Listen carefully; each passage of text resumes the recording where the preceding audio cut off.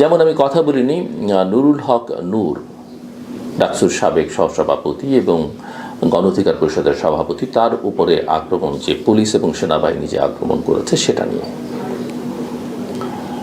এটা খুবই দুঃখজনক যে সেই আওয়ামী স্টাইলেই আওয়ামী লীগের সময় কালে যেভাবে পুলিশ সবার উপরে আক্রমণ করেছে সেভাবেই ঘটনাগুলো ঘটছে। নিঃসন্দেহে দেখতে একই রকম মনে হয় এবং এটা খুবই দুঃখজনক, কিন্তু পারিপার্শ্বিক বিষয়গুলো একটু বিবেচনার দাবি রাখে। আমি সেই বিষয় নিয়ে কথা বলতে চাই। আক্রমণ নিঃসন্দেহে কোনো অবস্থাতেই যৌক্তিক কিছু না, কিন্তু একই সঙ্গে এটাও যৌক্তিক নয় যে মব তৈরি করা, এটাও যৌক্তিক নয় যে কোনো রাজনৈতিক দলের অফিস ভেঙে ফেলতে হবে, পুড়িয়ে দিতে হবে। আপনি পছন্দ করেন কিংবা না করেন, গণতন্ত্রের কথা বলবেন, গণতন্ত্র তো স্বাধীন মত প্রকাশের স্বাধীনতা। অন্য মানুষের এখানে মত থাকবে, আপনার সঙ্গে তার ভিন্ন মত থাকবে, কিন্তু তার রাজনীতি করবার অধিকার আপনি রাখবেন না, সেটা পছন্দ অন্তত আমি করব না। আওয়ামী লীগকে প্রায় নিষিদ্ধ, অর্থাৎ তার কার্যক্রম স্থগিত করা হচ্ছে, সেটা নিয়ে আমি অনেকবার কথা বলেছি। জাতীয় পার্টি সম্পর্কে আমার বিশ্লেষণ আপনারা সবাই জানেন। আমি ছোট ছোট দলগুলো সম্পর্কে, বড় দলগুলো সম্পর্কে, বিএনপি সম্পর্কে, জামাত সম্পর্কে আমি আমার কথা বলেছি। জাতীয় পার্টির প্রতি কারো শ্রদ্ধা ভালোবাসা থাকবার কোনো কারণ নেই, কিন্তু জাতীয় পার্টিকে সরকার নিষিদ্ধ করেনি, জাতীয় পার্টির কার্যক্রম স্থগিত করেনি। জাতীয় পার্টির নেতাদের কেউ কেউ নানা জায়গায় কথাবার্তা বলছেন, টেলিভিশনে সেসব সংবাদ বা পত্রিকার পাতায় সেসব খবর ছাপাও হচ্ছে, কিন্তু জাতীয় পার্টিকে আপনি রাজনীতি করতে দেবেন না। এখন আমার প্রশ্ন হচ্ছে যে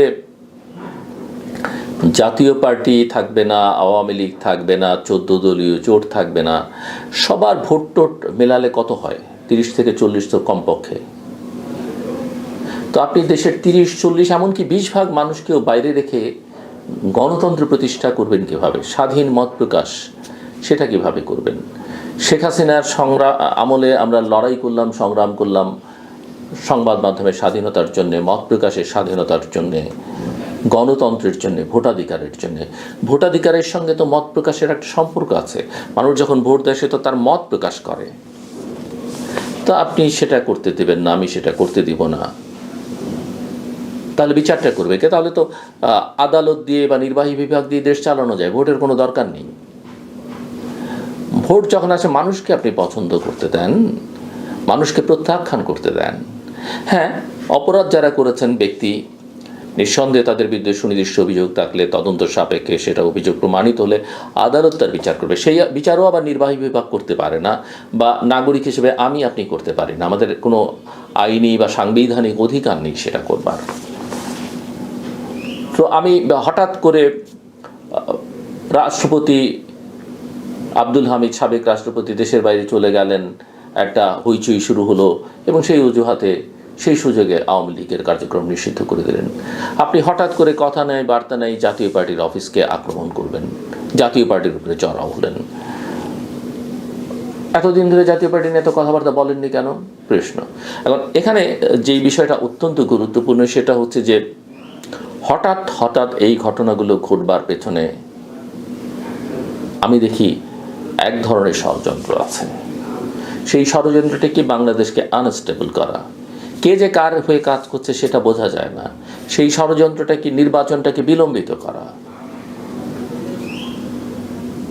এখানে আমি দেশের বাইরে ছিলাম, কিন্তু সোশ্যাল মিডিয়াতে দেখলাম যেটা নিয়ে সবচেয়ে বেশি সমালোচনা হয়েছে যে পুলিশ এবং সেনাবাহিনী পিটিয়েছে। কে কার মধ্যে ঢুকে কে কাকে কিভাবে পিটিয়েছে সেটা নিশ্চয়ই যারা তদন্ত করবেন, দেখবেন, কারণ সরকার বলেছে এই বিষয়ে তারা নজর রাখছে বা এই বিষয়ের তদন্ত হবে। তো আমার প্রশ্ন হচ্ছে যে আমি একটা কথা পরিষ্কার করে বলতে চাই, আমার মনে হয় না আমাদের ইতিহাসে সেনাবাহিনীকে যখন তখন এইসব বিষয় দেখা গেছে। আমাদের সেনাবাহিনী সম্পর্কে মানুষের যথেষ্ট শ্রদ্ধাবোধ আছে, যথেষ্ট ভালোবাসা আছে। সেনাবাহিনী অতীতে বিভিন্ন রাজনৈতিক কর্মকাণ্ডে যুক্ত হয়েছে, এজেন্সিগুলো ব্যবহৃত হয়েছে, অতীতে সামরিক শাসন জারি করেছে। সেগুলো নিয়ে সেনাবাহিনীর সম্পর্কে মানুষের মধ্যে কথাবার্তা আছে, নেতিবাচক কথাবার্তা আছে।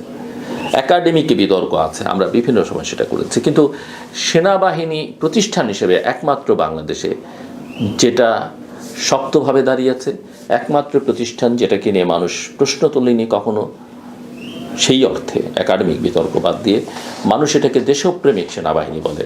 অথচ দেশপ্রেমিক কিন্তু আমি আপনিও, কিন্তু আমাদের ক্ষেত্রে বলা হয় না, ব্যবহার করে না, কিন্তু সেনাবাহিনী এই প্রতিষ্ঠান সম্পর্কে বলা হয়। সেনাবাহিনী দেশের যে কোনো দুর্যোগ দুর্বিপাকে মানুষের পাশে দাঁড়ায়। সেনাবাহিনী 90-এর গণঅভ্যুত্থানের আগে, ওই গণঅভ্যুত্থান শেষ পর্যন্ত কতখানি সফল হতো যদি না সেনাবাহিনী তৎকালীন রাষ্ট্রপতি হোসেন মোহাম্মদ এরশাদের উপর থেকে সমর্থন প্রত্যাহার করে নিত। 24-এর আন্দোলন কতখানি সফল হতো সেটা বলা খুবই দুরূহ যদি সেনাবাহিনী জনগণের পক্ষে না দাঁড়াতো। সেনাবাহিনী দেশের বাইরেও বাংলাদেশের জন্য অনেক সুনাম নিয়ে আসছে শান্তি মিশনে গিয়ে, কিন্তু সেনাবাহিনী ছোট ছোট ঘটনায় যখন জড়িয়ে পড়ে বা তাকে আমরা যখন ব্যবহার করি, যে কারণে সেনাপ্রধান বারবার বলছেন যে তাদের ব্যারাকে যাওয়া উচিত, দেশের আইন শৃঙ্খলা রক্ষা করার জন্য তারা ট্রেন্ড নন, সেই সেনাবাহিনীকে এখন দেখছি আমি গোপালগঞ্জে আমাদের নায়কদের উদ্ধার করতে, নিঃসন্দেহে যে কেউ বিপদে পড়লে যে কেউ উদ্ধার করা দরকার এবং তারা কাছে থাকলে সেটা করবেন। কিন্তু আমরা অতীতে অনেক রাজনৈতিক নেতাকে, সরকারে থাকা মন্ত্রীদেরকে, প্রধানমন্ত্রীদেরকেও জনগণের সামনে হেনস্থা হতে দেখেছি, সেনাবাহিনীকে কখনো তাদের উদ্ধার করেনি। এটা সেনাবাহিনীর কাজ না, করা উচিতও নয়। করেছেন ভালো কথা, যাদের করলেন তারা আগেও সেনাবাহিনীকে বকেছে, সেখান থেকে উদ্ধার হয়েও এসেও তাদের সেনাবাহিনীকে বকা, সেনাপ্রধানকে বকা থামেনি। সেনাপ্রধান বলেছেন ওদের বয়স কম, ওরা বুঝবে ভবিষ্যতে, আচ্ছা বুঝুক, সেনাপ্রধান বলেছেন, বোঝা ভালো। এই ঘটনায়ও, এই যে একটা দুটো দলের মধ্যে সংঘর্ষের ঘটনায়ও সেনাবাহিনী কেন আসলো, বলা হচ্ছে পুলিশ তাদেরকে ডেকেছে। পুলিশ যদি এটুকু ঠিক না করতে পারে তাহলে 1 বছরে পুলিশকে আপনি কি করলেন? আর এই পুলিশ দিয়ে কিভাবে আপনি নির্বাচন করবেন? অনেকে বলে যে সেনাবাহিনী নির্বাচন করে দিবে স্ট্রাইকিং ফোর্স হিসেবে।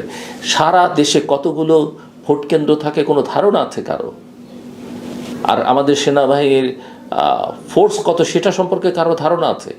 সেনাবাহিনী তো ভোট কেন্দ্রে থাকে না, ভোট কেন্দ্রে থাকতে হয় পুলিশ এবং আনসারকে। তো সেই সেনাবাহিনীকে আপনি ডাকলেন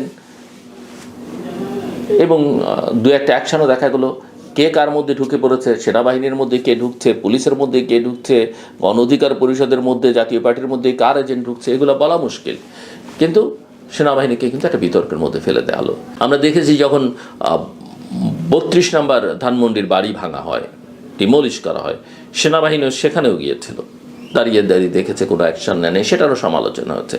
অ্যাকশন নিলেও হয়তো সমালোচনা হতো, কিন্তু আমার কথা হচ্ছে যে সেনাবাহিনী এইসব কাজের জন্য নয়। সেনাবাহিনীর ভূমিকা অনেক বড় এবং সেনাবাহিনীকে যেন আমরা বিতর্কিত না করি।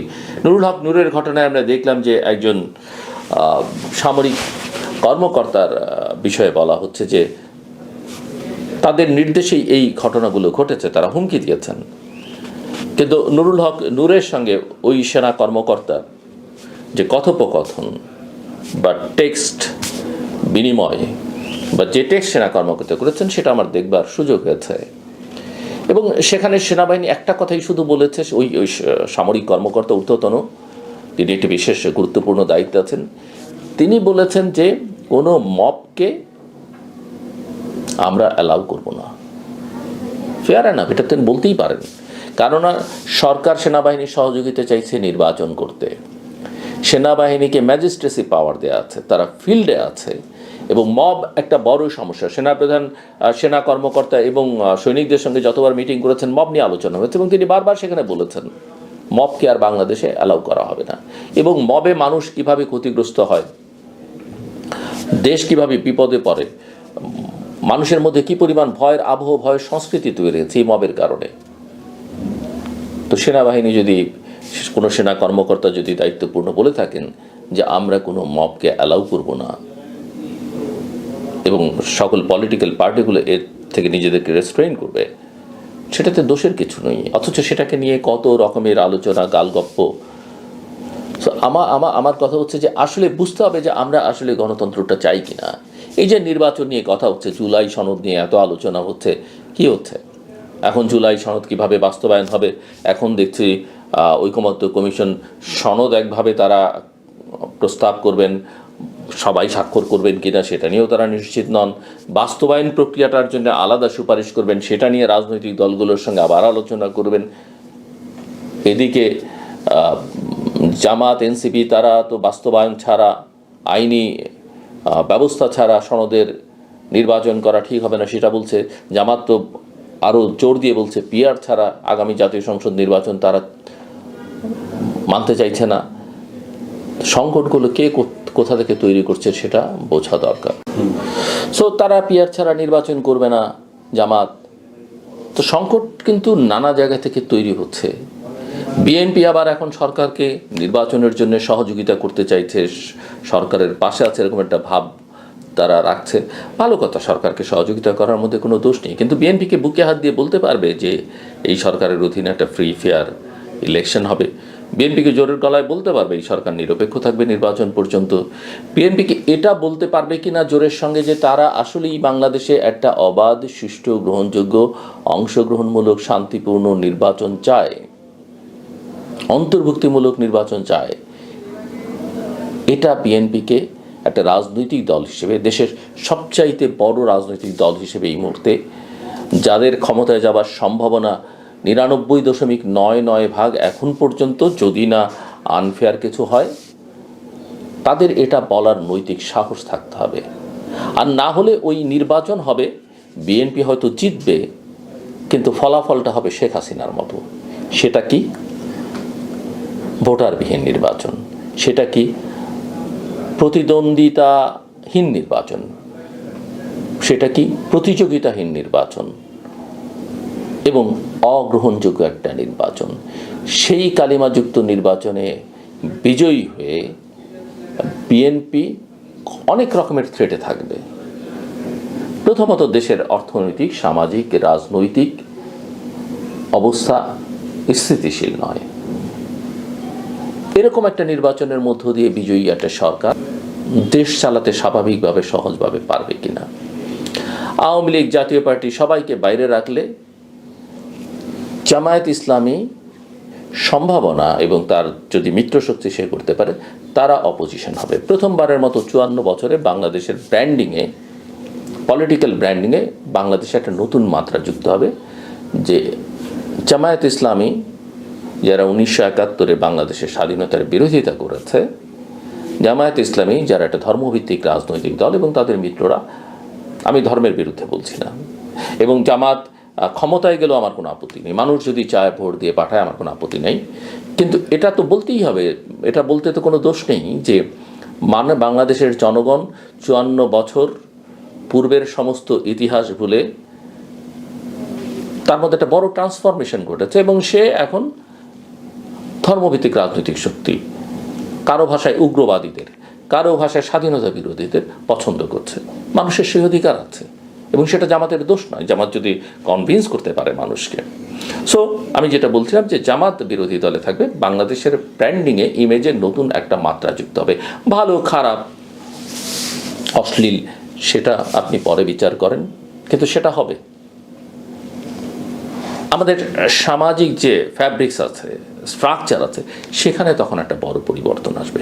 এবং জামাত বাংলাদেশের সবচাইতে রেজিমেন্টেড পলিটিক্যাল ফোর্স, তার একটা আন্তর্জাতিক সম্পর্ক, যোগাযোগ শক্ত লিয়াজও আছে, ভেতরে একটা ক্যাডার ভিত্তিক অর্গানাইজেশন, ভালো মন্দ মিলিয়ে তার সম্পর্কে অনেক কথাবার্তা আছে, বিগত দিনগুলোতে আন্দোলন সংগ্রামে তার ভূমিকা প্রশ্নে। কাজে বিএনপির মতো এরকম গান্ধীবাদী রাজনৈতিক দলের জন্য জামাতকে বিরোধী দলে রেখে দেশ পরিচালনা করা খুব সহজ হবে না। তারপরে তো আছে আওয়ামী লীগ।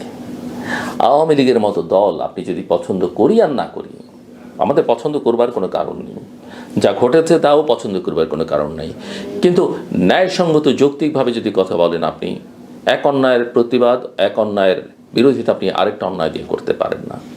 আওয়ামী লীগ করা সকল মানুষ খারাপ নয়, আর আওয়ামী লীগ করা সকল মানুষ খারাপ বলতে হলে 1971কেই অস্বীকার করতে হবে।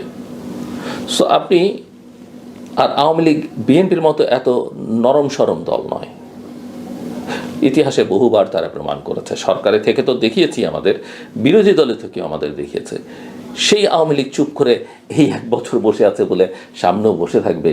আর আওয়ামী লীগেরও তো কিছু মিত্র দেশের বাইরে আছে, তারা চুপচাপ বসে থাকবে মনে করবার কোনো কারণ নেই। সো বিএনপি একটা নানামুখী আক্রমণের মধ্যে থাকবে। আর নিজের মধ্যেও বিএনপি নিজেকে গুছিয়ে তোলার যে তৎপরতা, সেটা কিন্তু খুব একটা দৃশ্যমান নয়। ক্ষমতায় যাবেন এই স্বপ্নে বিভোর, হয়তো যাবেনও, কিন্তু পরিস্থিতি কিভাবে মোকাবেলা করবেন সেটার জন্য আমরা দেখি না। আর ওই যে নির্বাচন নিয়ে বললাম, এটা পরিষ্কার, আমি যতদূর বুঝি আওয়ামী লীগ কোনো অবস্থাতেই প্রফেসর মোহাম্মদ ইউনূসের নেতৃত্বে কোনো অধীনে কোনো ইলেকশনে যাবে না। কিন্তু দোষটা কিন্তু সরকারের উপরেই চাপবে, এবং কিছুটা দায় শেষ পর্যন্ত বিএনপিকেও নিতে হবে, অন্যান্য রাজনৈতিক দলকে নিতে হবে, যে তারা আওয়ামী লীগকে বা আওয়ামী লীগের মিত্রদের বাইরে রেখে একটা একপেশে নির্বাচন করেছে। এখন যদি বলেন হ্যাঁ ওরাও তো করেছে, তাহলে আমরা করবো না কেন? তাহলে ওরা যখন করেছে আপনি করবেন, করতে পারেন, ভালো কথা।